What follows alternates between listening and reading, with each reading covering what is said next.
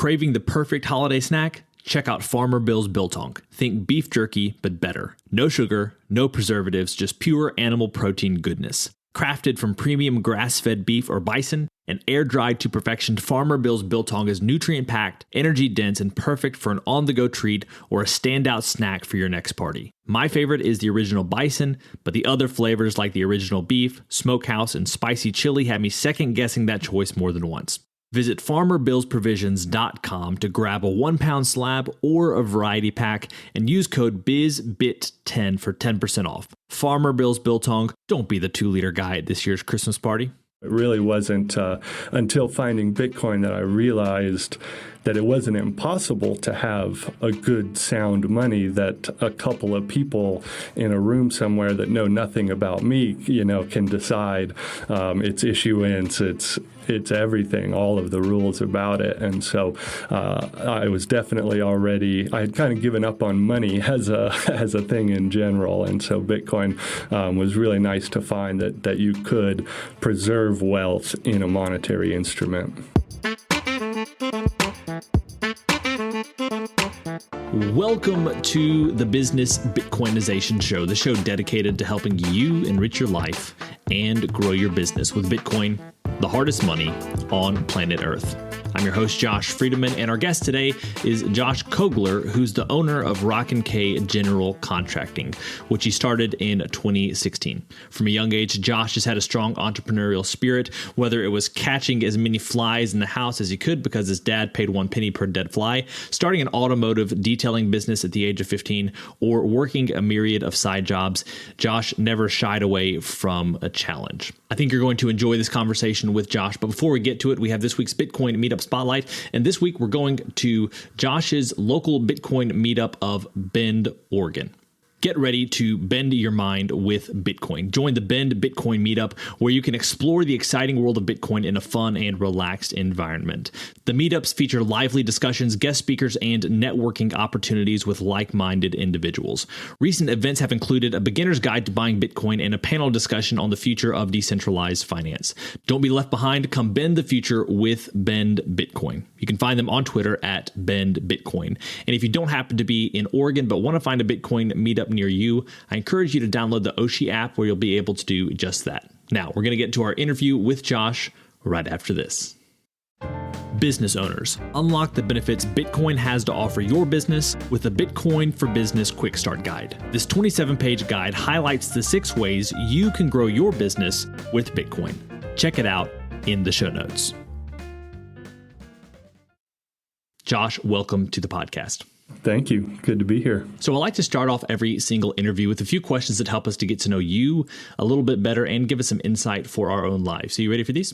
I'm ready. When and how did you first learn about Bitcoin? So I think I first learned about it in about 2018 or so. And like most people, I didn't do anything nearly soon enough with it after hearing about it for the first time. Had to hear about it many times. But it was through a podcast I listened to that's on entrepreneurial help as well as homesteading and kind of modern day survivalism. And then from there, did you just catch the vision like right on, or did it take a little bit of time for you to understand the value of Bitcoin?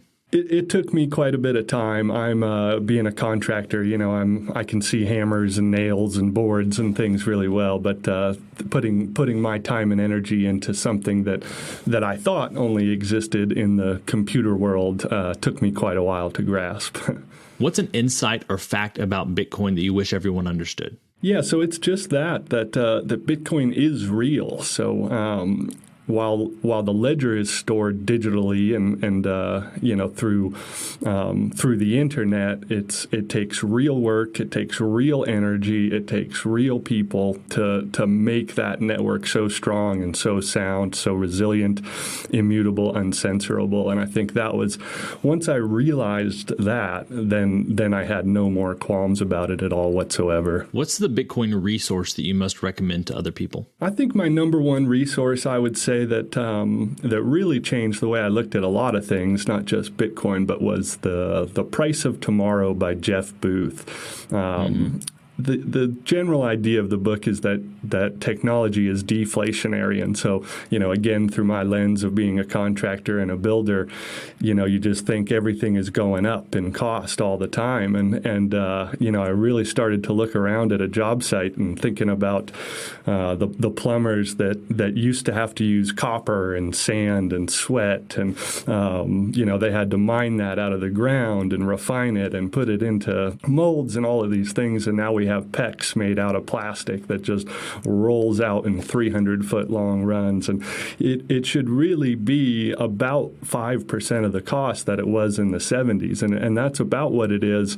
If you asked a plumber to do it all in copper, it would be about 20x what it is with PEX. And so to see that even with that technology, that the cost today is still so much higher than back then is really changed my view a lot. And I think that probably foreshadows some of our conversation today, just getting your insight on contracting, costs of things, supply chain. And I feel like you probably have some really good insight connected to just why things are so expensive or how things are so expensive. So very interested in hearing a little bit more from you about that. The next two questions kind of go a little bit away from Bitcoin. Question number 4 is this: beyond Bitcoin, what is a resource, tool, or idea that's been helpful to you or your business recently? Yeah, so I would say it was about a year ago I had been familiar with a technology called Gantt charts, and I hadn't really found any software that worked well for me and that made sense and was affordable. And I finally came across some online resources that enables you to build your own, manage your own Gantt charts. And basically what a Gantt chart is, for anyone that doesn't know, is you've got your task list, listed down the left side of your screen, and then across the right is a calendar. And what's really nice about that is, as most people probably know, that in construction, a lot of things change and things come up. And so I would build it all out into a Google Calendar or something like that. And then you have one little issue or one thing goes faster than you thought, and all of a sudden that whole calendar is garbage and you got to go redo the whole thing. So with this, you can link everything together. You can link dependencies and know. So if anything moves or adjusts, it all, self-populates with your one adjustment. Question number 5, we call it our arbitrary but insightful question, is this: as a general life principle, is it better to ask why or why not? I think I would have to say why not, I guess, would be a little bit, resonates with me a little bit more. And the reason why is I used to a lot of times think, I can't do that because. And so I really tried hard and worked hard to retrain my brain to say, how can I?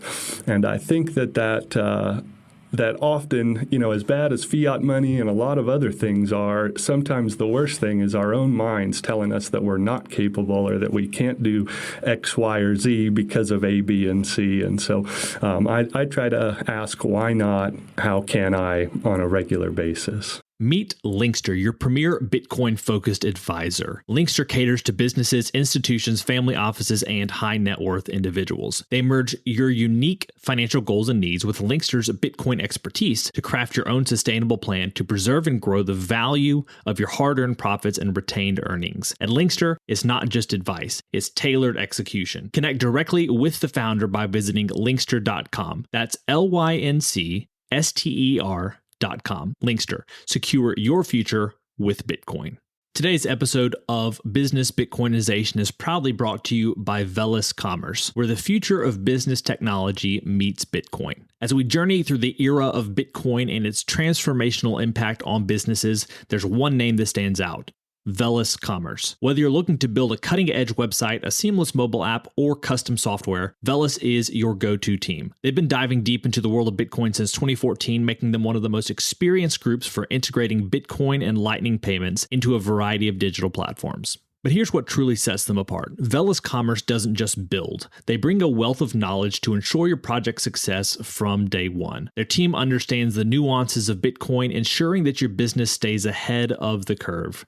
And for all business Bitcoinization listeners out there, Velis Commerce is offering a free consultation to kickstart your project the right way. So if you're ready to future-proof your business in the coming age of hyper-Bitcoinization, head over to veliscommerce.com or reach out on Twitter at veliscommerce. Let's make make sure your business thrives in the Bitcoin era.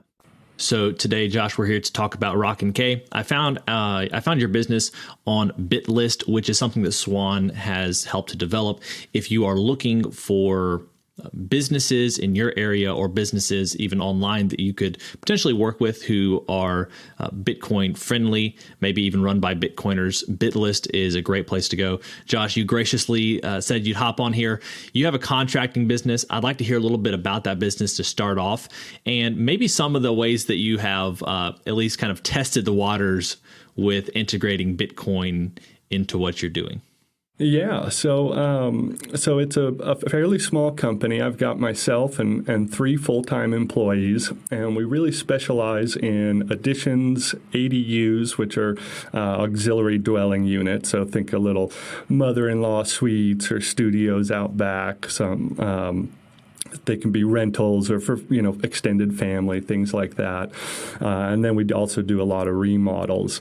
I've been doing that since 2016, started my own business, wanted a little more personal freedom, personal sovereignty, a lot of the same things that drive people to Bitcoin. Some of the ways I've tried to convince customers to pay in Bitcoin, and I get that sometimes on small jobs, when people are doing pavers and things like that. A lot of times with the additions and the ADUs, a lot of that's coming straight from a bank for construction loans, refi with cash out, that kind of stuff, home equity loans.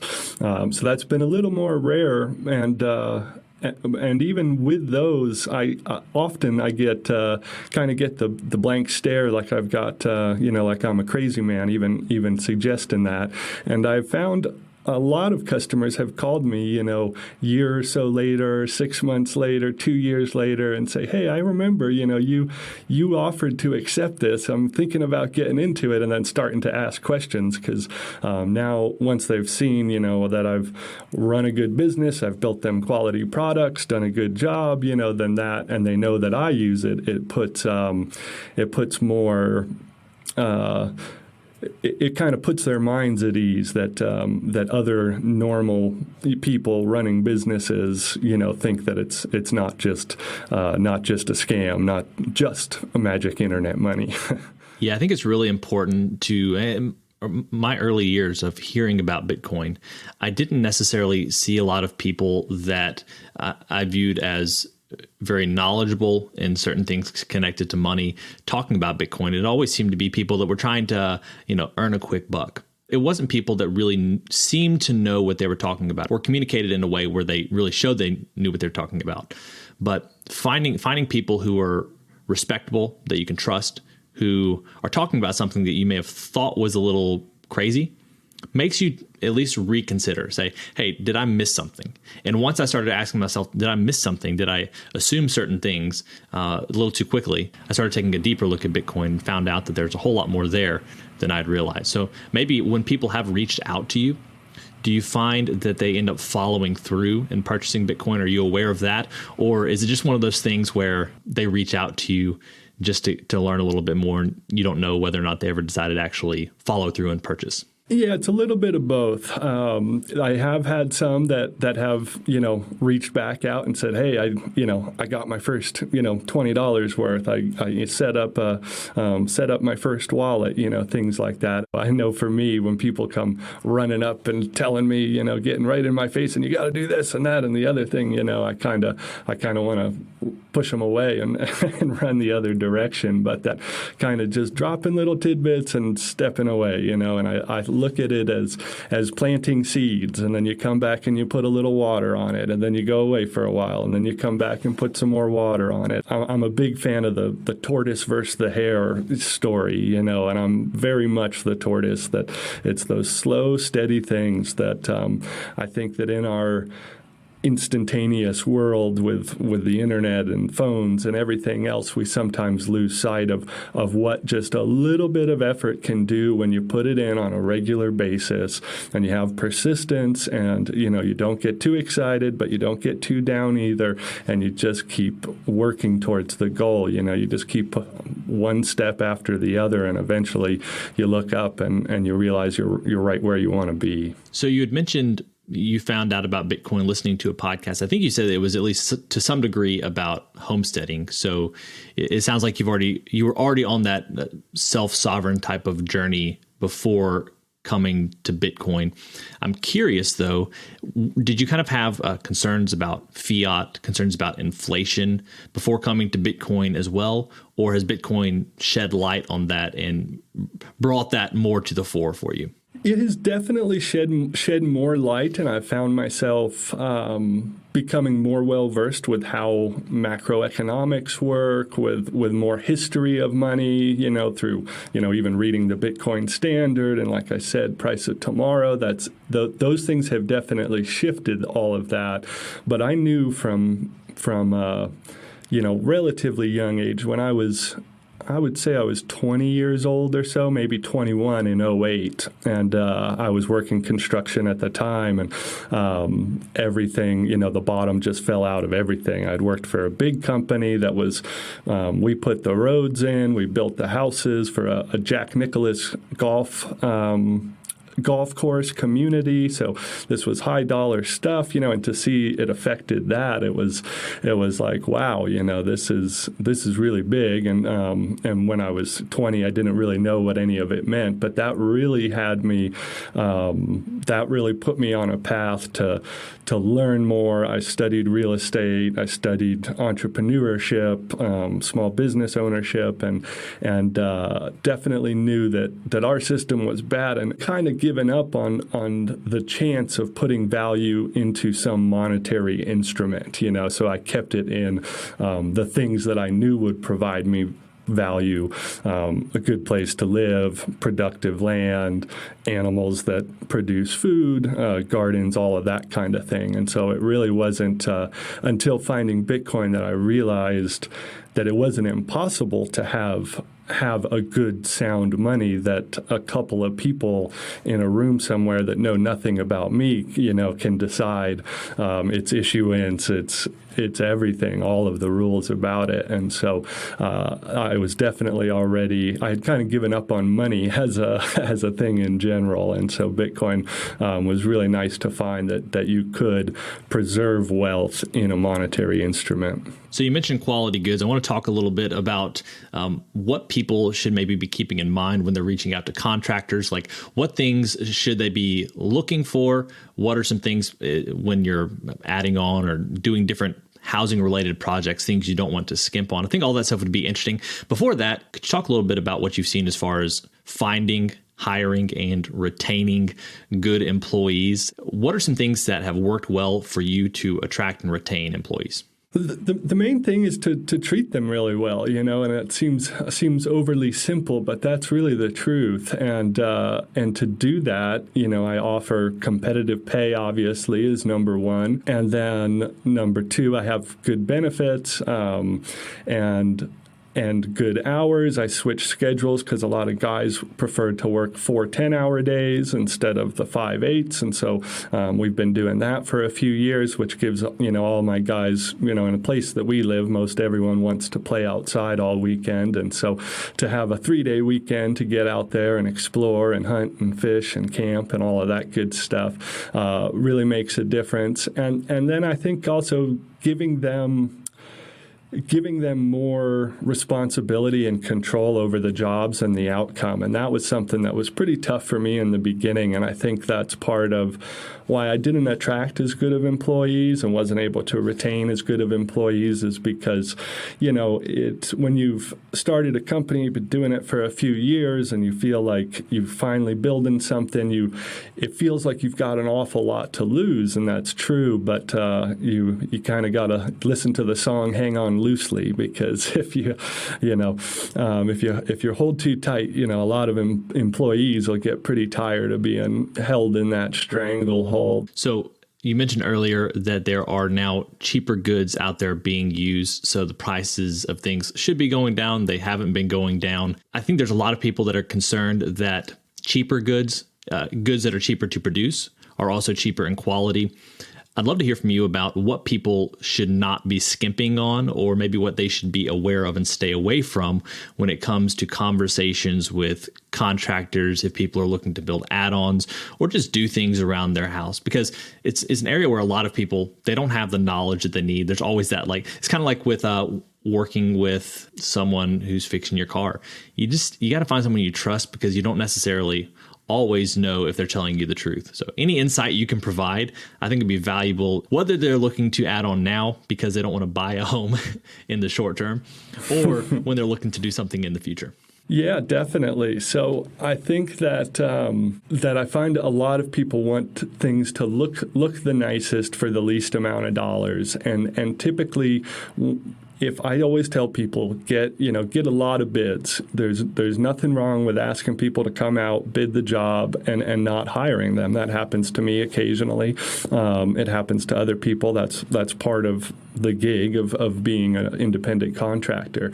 And so I always tell people to get a lot of options, and a lot of it is really based on the connection and the feel you make with that person. Generally speaking, I think when prices come in really low, there's a reason for that, and usually those jobs don't go very well. I've had many customers come to me that they wanted to use me, but they showed me another bid that was way less. I had one instance I remember where they said the bid was about half of my bid, and she showed it to me, and I told her that doesn't even cover the city permitting cost, because you had to cut up the road to do the work. And I said, there's no way that anyone can do it for that price, so make sure, if you're going to go that route, make sure you get something, that they don't come back to you and charge double after the fact. And so having those contracts written, having things really well spelled out, that's not just so that there's litigation potential afterwards, but the more clear and the more everyone's on the same page from the beginning,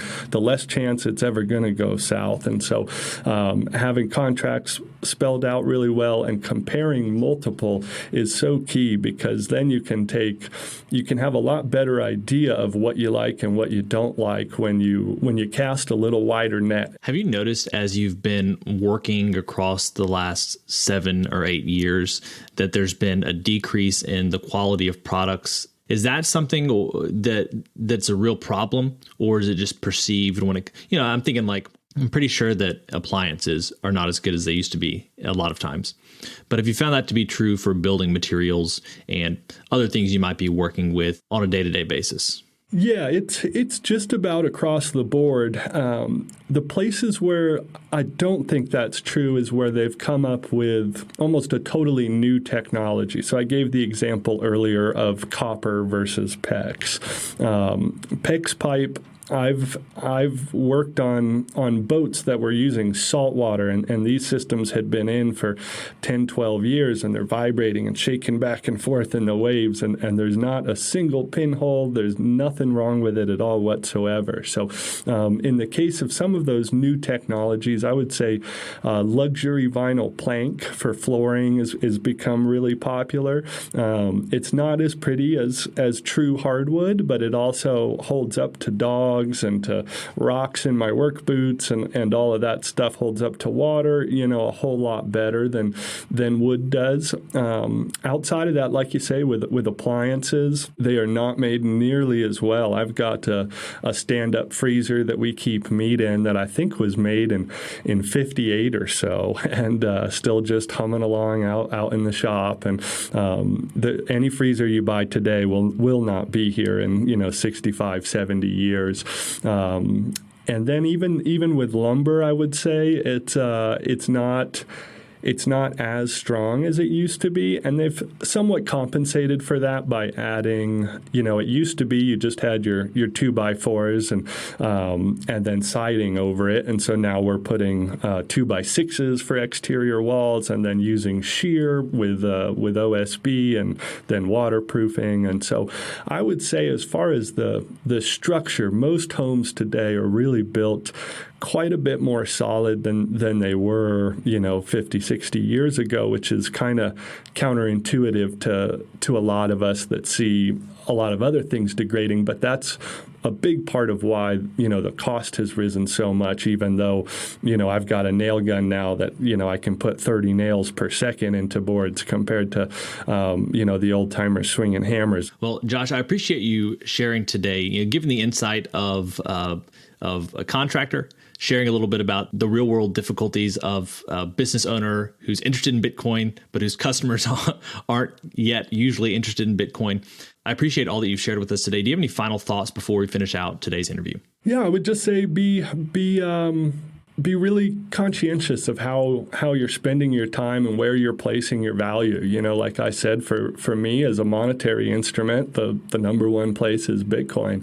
And then outside of that, I think for things maybe that aren't monetary instruments, it's relationships, community, animals that provide value, land, all of those things are really something that regardless of what the latest news story that flashes across your screen, all of those things are still always the right thing to be doing, so that feels good. Great. Well, Josh, thank you so much for your time today. It's been a pleasure. All right. Thank you, Josh. Well, friends, it's a wrap. Thanks so much for listening to this episode of the Business Bitcoinization Show. If you want to reach out to either me or Josh, you can find our links down in the show notes. If you're in Oregon, check out Rockin K Contracting. And if you're looking for other Bitcoiners doing business, check out bitlist.com. As always, keep building, keep growing, and until next time, keep living and leading well. If you're a regular listener of the podcast, thank you. If you want to take a further step in your support for the show, you can help us grow by listening on Fountain, a value for value podcast app on iOS or Android. If you hear something you like that you disagree with or anything else, you can share it by sending some sats and adding a comment with your thoughts. Some of you have already done this and I appreciate it. I'm going to begin reading your boosts on upcoming episodes, so if you have some insight or value to add, let the people know. Getting started with Fountain is easy. You can add Bitcoin to your Fountain wallet by using your fiat accounts or any Lightning wallet. And one of my favorite features is that once you're using the app, you can earn sats just by listening on Fountain. Check out the link in the show notes to get started with Fountain today.